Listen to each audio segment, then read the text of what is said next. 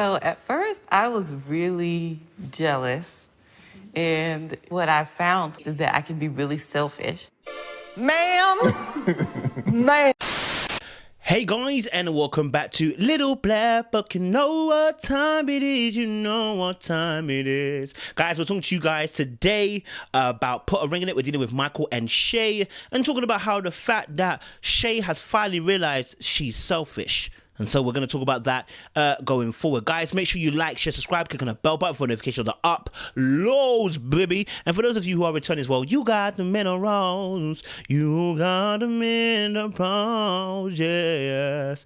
All right, guys, let's get into the video. So, talking obviously about Put a Ring on It and dealing with Michael and Shea, I think it's been very interesting watching them throughout the seasons. We've seen some growth on both sides. I think we have seen a different side to Shea. We're starting to see her being a bit more, and I say a bit more, self-aware. We got to hear her say and finally admit that she herself said she is selfish, and she's starting to learn it's not all about her, and she's willing to take on Michael and his situation with a child, okay? But I think that's conditional on the basis of marriage. That's not on the basis of in a relationship. She's on the basis of marriage, I believe.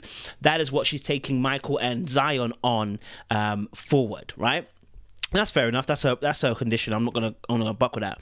What I really want to talk about is the fact that yes, she took the constraints off of Michael, and I think again, I'm gonna say this again. This is never gonna be a therapy that I would suggest for anybody. I know because even though we don't have boundaries, I'm going to feel a certain way if you're out here kissing another woman. I think you will be. Someone might say, well, if you trust me, you let me. No, listen, let me tell you something. I don't, so it's that simple, yeah? There are other people out there that I'm sure have a great, secure attachment style of love, and this will never be an issue. But for me, Hollywood's my energy right now. For me, Hollywood is my energy right now. The date and I had fun, but I really didn't care. I wanted to go back and be with my girl. And I don't want these girls to catch no feelings, because I ain't on here to catch feelings. I don't want to hurt her, and I ain't want to hurt them. Just without the outbursts, right? But he's my energy right now, right? Because it doesn't make sense for me, right? To see you go on a date, because we are very much aware, all of us, of how people develop feelings. We're aware of how people develop emotions towards other people that are strong because they spend time together. Time is one of those things where you spend time with somebody, it unlocks the beauty in that person. Right? Because you spend time with them, getting to know who this person is, going deeper than the surface and going into the introspective part, or should I say the interpersonal part, where we start to look at attitudes, values, and the way you view life, the mental, the experiential, the emotional intimacies, and we start to connect on those levels. Very quickly we can become physically intimate and sexually intimate. Physical things like hugging and maybe potentially kissing, if you want to call it that, and touching, right?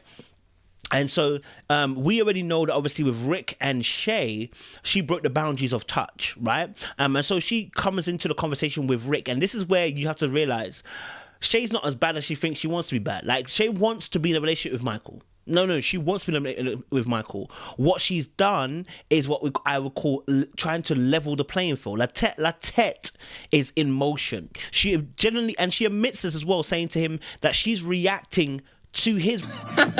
See? I'm gonna play it cool. I'm gonna see what he does.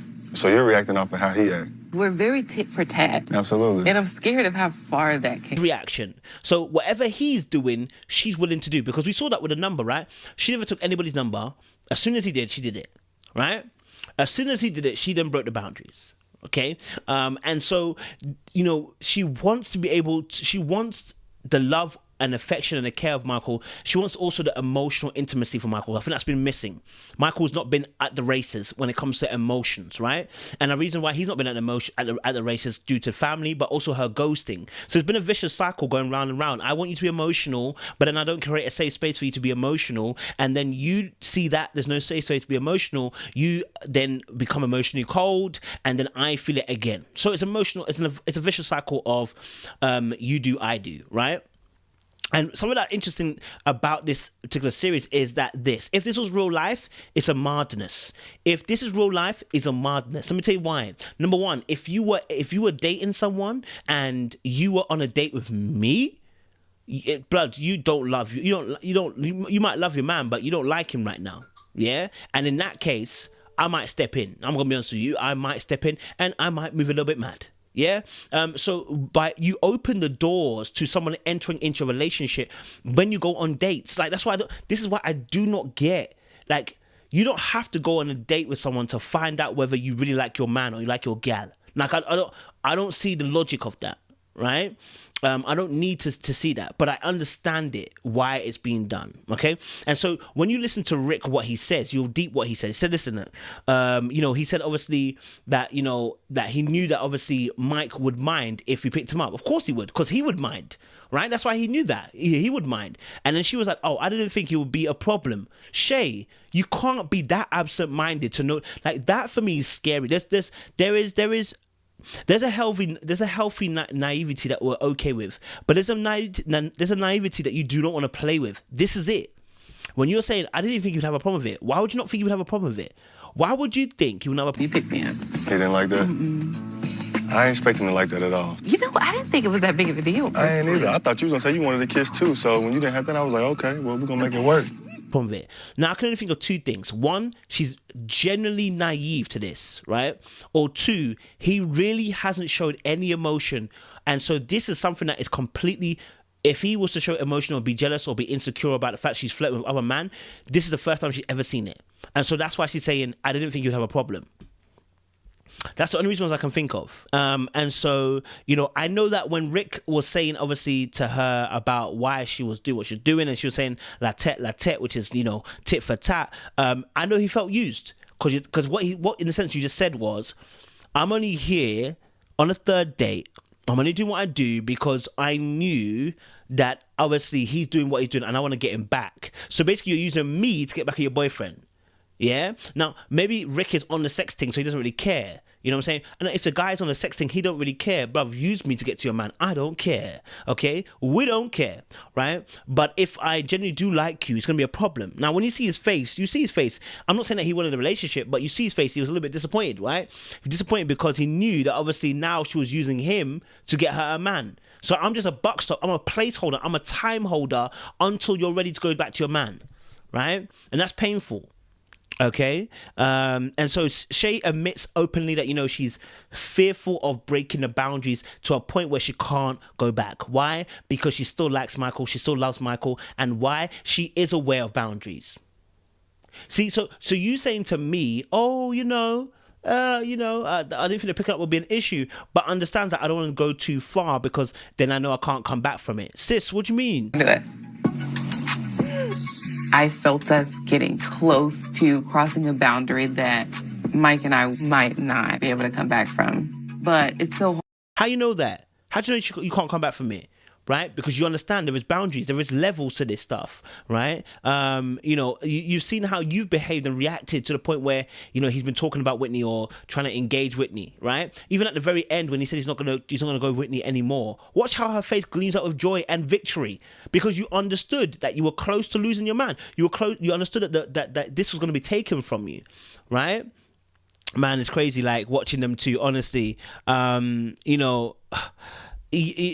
she kept on saying, Rick is slick. He ain't slick. Rick is not slick. He just understands that if you're here dating me, you're on the edge of your relationship.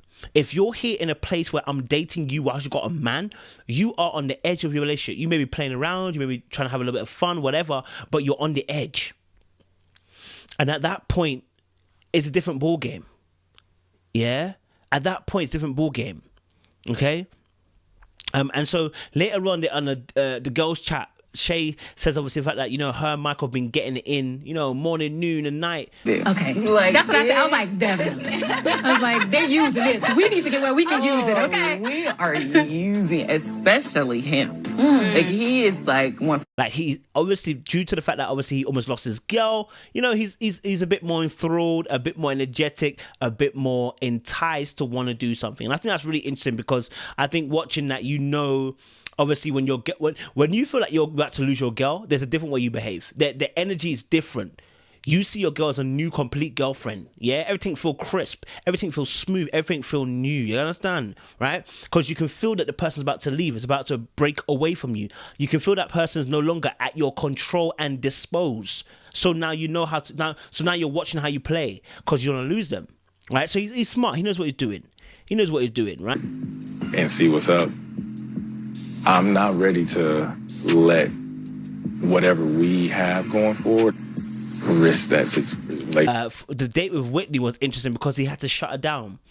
And, you know, at the very beginning of the conversation, Whitney is talking about a new haircut. The fact that she notices that he has a new haircut just shows her attentiveness, just shows her eagerness, and just shows also her desire for Michael.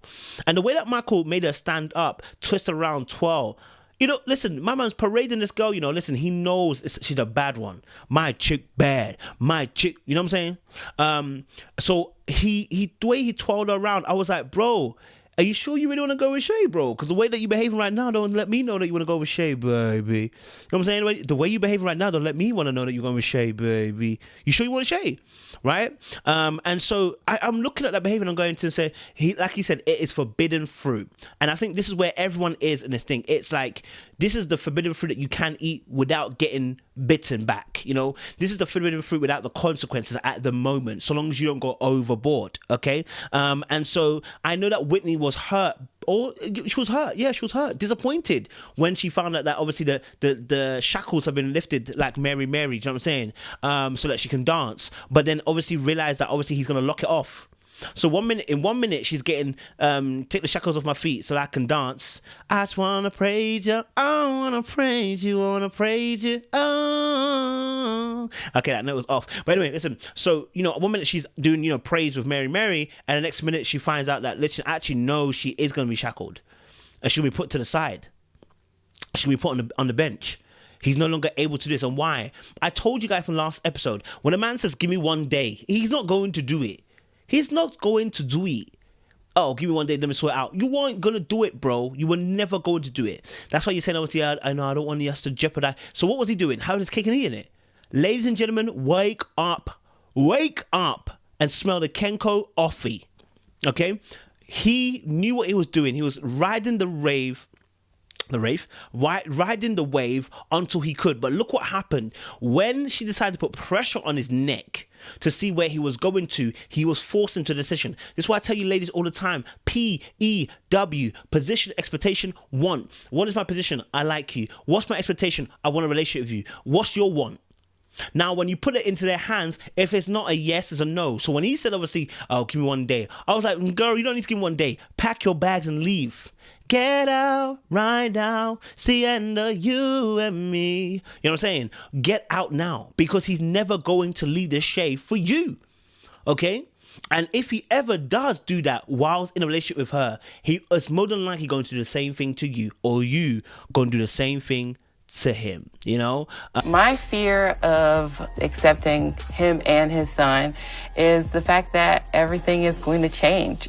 So, really good that you and I... When they came back to Dr. Nicole, I think was very interesting, like I said, because, later on even, Dr. Nicole, where she was talking to her one-to-one, she said something, she fears everything changing. And the reason why, again, is, having Zion there full-time or having Zion at the home would change everything. What would change? It would be that her place of priority, her place of being number one, her place of being seen and heard, number one, unero first, wouldn't no longer be there. She would no longer be the top priority. And I think that's a major concern for her, which is why she said, later on that kids change everything, kids mess up everything, right? Kids mess up everything is a key word here. Not change everything, they mess up everything. Meaning that something has happened that's messed things up for her, probably in the past. And so her abstinence, or sorry, I say her negative stance towards Zion or the child is because of what she's experienced previously. Because to say kids mess up everything, it's a big statement, to be making. And she mentioned the fact that she feels unsure whether she can love Zion. She's unsure whether she can. And so that's a huge thing. He's left Whitney for somebody who says they don't know if they can live and love your child, sir. Like, we have to look at that and say, look, I can't pretend as if I didn't hear that. She says she may have an inability to be able to love your child. When I say love, it doesn't mean you have to love them like, you're gonna be the deepest parent all of a sudden, but you're gonna love them in a certain way that makes them be treated, in the right manner. right? You know, she admits to being double standard, and the fact that obviously she didn't want to get close to Zion. Yeah, she felt like obviously she couldn't get close to Zion because at the end of the day they've been separated for a long time, even though it's been 6 years in the relationship. So what stops you from loving him now? Because he's been in your life for about 6 years. Right. And I don't think I've really tried. The way that I feel that kids just ruin everything. He hasn't really been brought to her, right? And so he has never needed to bond. She's never needed to open up. And because she doesn't want to anyway, kids are ruining everything. So why would she want to open up? You know what I'm saying? It's just shifting how I feel about it. I have to give us a clean slate. So I'm all in at this point. And then obviously she admits to obviously as well, changing her mind on Zion. She's going to happily take on Zion and take on Mike at a condition though, that Mike gives her all of me, all of me. You know what I'm saying? Like she wants to have all of him, all emotional him, all invested him. And basically, I think she was hinting at the fact that, I want this in marriage. I do not want just an all of me, all of him kind of situation. I want this in a marriage and I'm going to accept Zion for what it is, right? And so that's a real deal. What was the chemistry like this time? The chemistry was good. Yeah. We are physically attracted to each other, for sure. And then she mentioned something which is really interesting. It's the way that she mentioned about Rick. That's when I knew that obviously she wasn't really feeling Rick on any level apart from he's good looking. She said, obviously, we are physically attracted for sure. But I don't think I don't think she's on the same page. So when she's obviously we are physically attracted for sure, the emphasis on the physically attracted for sure lets me know, listen, there is nothing else that you guys are connecting on. You're just connecting on good vibes and good looks, right? And then she said obviously she wants to be a bit of a conversation with him, laughing and joking. Compare this with earlier on when she said, I've been leading all the conversations. I've been the one initiating it. So although she's attracted to him, there's qualities in him that is not working, which is why I keep saying, unless Michael's the only one that's had a real temptation here, because unless you've had a real temptation that you really wanted to go, and also Kwame with Ashley, unless you've had somebody you really, really like and then said no to it, you didn't really face temptation. All you faced is somebody who, might be a little bit attractive, but they're not necessarily attracted to you. That's a big deal. That's a big deal. That's a big resistance right there.